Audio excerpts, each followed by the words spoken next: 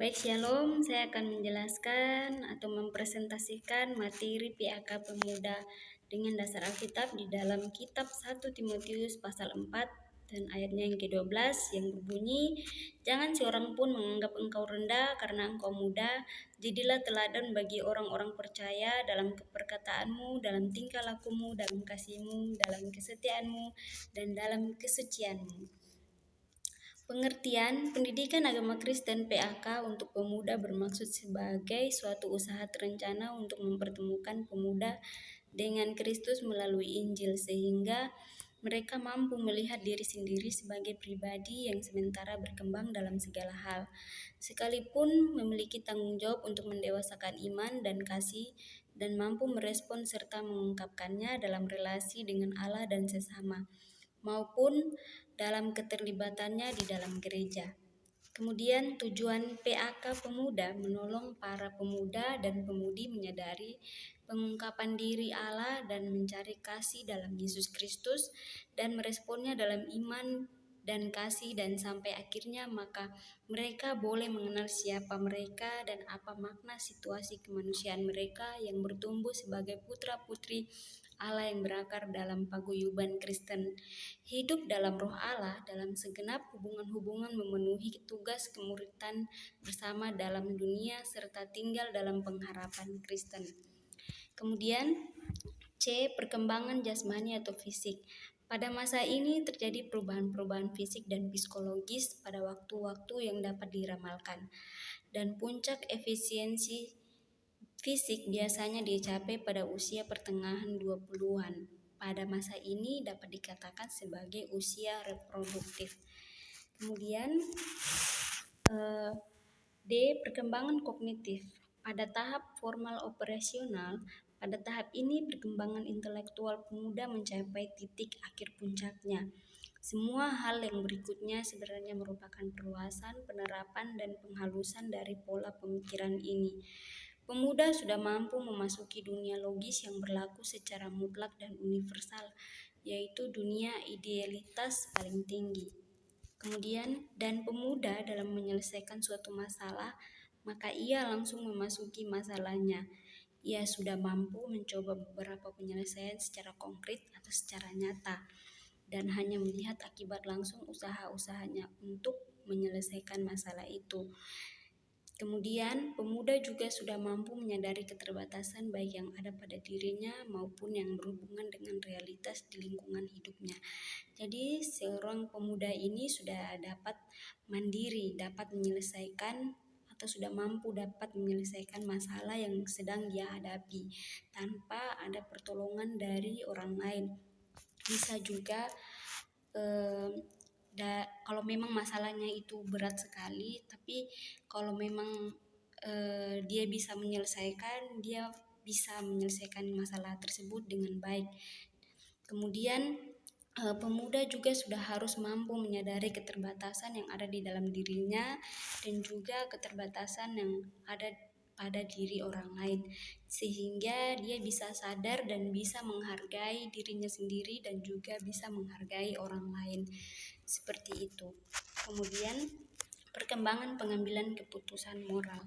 Pada tahap ini, tindakan benar cenderung dimengerti dari segi-segi hak individual yang umum dan dari segi patokan-patokan yang sudah dikaji dengan kritis dan disetujui oleh masyarakat. Kemudian ada kesadaran yang jelas bahwa nilai-nilai dan opini pribadi itu relatif dan oleh karenanya perlu adanya peraturan prosedural untuk mencapai kesepakatan bersama. Seperti itu. Kemudian tahap ini ditandai dengan lahirnya refleksi kritis atas seluruh pendapat, keyakinan, dan nilai religius. Kemudian pemuda mulai menyadari bahwa seluruh sistem keyakinan, pandangan hidup, nilai, dan komitmennya harus ditinjau kembali, diperiksa secara kritis, diganti atau disusun ulang agar dapat menjadi sebuah sistem pemikiran dan arti relevan yang lebih eksplisit. Pemuda mulai dapat berefleksi dari kesanggupannya sendiri sebagai subjek yang aktif, kritis, dan kreatif. Dengan kata lain, otoritas yang awalnya berada di luar dirinya, maka tahap ini justru berada di dalam dirinya. Jadi pemuda itu sudah harus bisa sanggup menjadi subjek yang aktif. Jadi tidak hanya berdiam diri, tapi dia aktif dan juga dapat berpikir kritis dan kreatif dan kemudian otoritas, atau dia bisa mengambil keputusan sendiri tentang sesuatu yang memang menurutnya dia baik.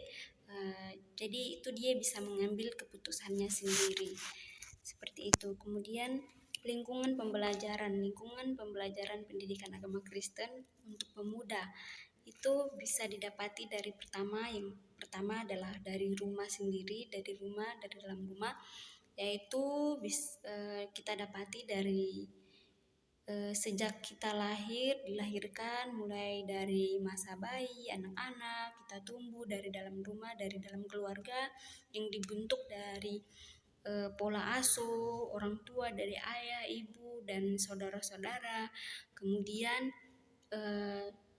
itu mereka memperkenalkan pendidikan agama, mengenalkan kebenaran firman Tuhan, mengenalkan Yesus sejak kita masih kecil sehingga pemuda. Jadi kemudian yang kedua, kita dapatkan pendidikan agama ini mulai dari pendidikan agama Kristen ini bisa juga didapati dari sekolah umum. Jadi di setiap sekolah-sekolah itu sudah didapati materi pelajaran agama sesuai agamanya masing-masing. Jadi dari sekolah juga kita bisa dibentuk. Kemudian dari gereja juga, ketika kita mau melibatkan diri di dalam persekutuan gereja, kita bisa mendapatkan pelajaran agama Kristen secara langsung dari gereja. Kemudian dari masyarakat juga kita bisa mendapatkan pelajaran agama Kristen ini di tengah-tengah masyarakat. Ketika kita bersosialisasi, kita juga bisa menjadi terang, kita bisa memancarkan sinar Kristus dimanapun kita berada. Kemudian pendidik dari pendidikan agama Kristen ini sendiri ini, yaitu pertama adalah orang tua yang mendidik kita sejak kecil hingga kita dewasa, atau hingga kita masuk usia pemuda seperti itu. Kemudian guru, kita juga mendapat pelajaran agama Kristen ini didapati dari guru pada saat kita masih di sekolah seperti itu. Kemudian dari jemaat juga kita bisa mendapatkan pendidikan agama Kristen. Kemudian dari masyarakat juga kita bisa mendapat pendidikan agama Kristen. Seperti itu. Sekian dan terima kasih. Tuhan Yesus memberkati.